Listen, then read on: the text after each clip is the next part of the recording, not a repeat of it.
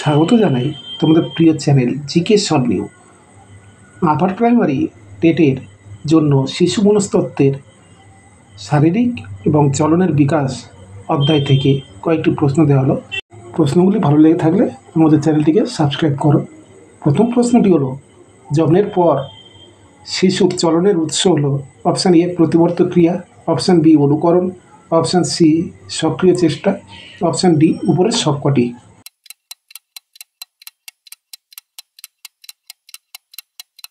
সঠিক উত্তরটি হবে অপশান এ প্রতিবর্তক ক্রিয়া। পরের প্রশ্নটি হলো, শিশুর চলন বিকাশে ক্রমপর্যায় হলো অপশান এ প্রথমে সামগ্রিক চলন পরে সূক্ষ্ম চলন, অপশান বি প্রথমে সূক্ষ্ম চলন পরে সামগ্রিক চলন, অপশান সি সামগ্রিক চলন এবং সূক্ষ্ম চলন একই সময়ে ঘটে, অপশান ডি সামগ্রিক চলন এবং সূক্ষ্ম চলন কোনটি পূর্বে এবং কোনটি পরে তা নির্ভর করে শিশুর পরিচর্যার উপর। সঠিক উত্তরটি কোনটি হয় বলো?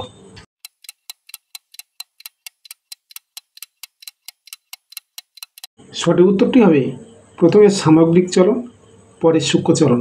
পরের প্রশ্নটি হলো, চলন দক্ষতায় প্রধান ভূমিকা গ্রহণ করে অপশান এ বৃহৎ মাংসপেশির সমন্বয়, অপশান বি ক্ষুদ্র মাংসপেশির সমন্বয়, অপশান সি বৃহৎ ও ক্ষুদ্র মাংসপেশি উভয়ের সমন্বয় সম গুরুত্বপূর্ণ, অপশান ডি সমগ্র চলনে বৃহৎ মাংসপেশি এবং সূক্ষ্ম চলনে ক্ষুদ্র মাংসপেশি।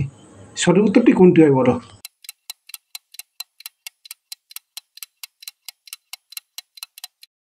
সঠিক উত্তরটি হবে অপশান বি ক্ষুদ্র মাংসপেশির সমন্বয়।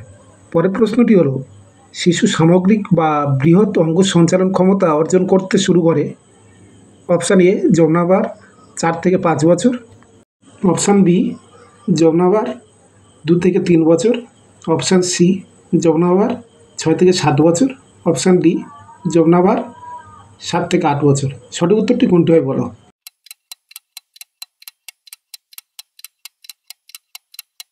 সঠিক উত্তরটি হবে অপশান এ যৌবনাবার 4 থেকে 5 বছর। পরের প্রশ্নটি হলো, সামগ্রিক চলনের জন্য প্রয়োজন হয় অপশান এ দৌড়ানো, অপশান বি সাঁতার কাটা, অপশান সি লাফ দেওয়া, অপশান ডি উপরের সবগুলোই। সঠিক উত্তরটি কোনটি হয় বলো?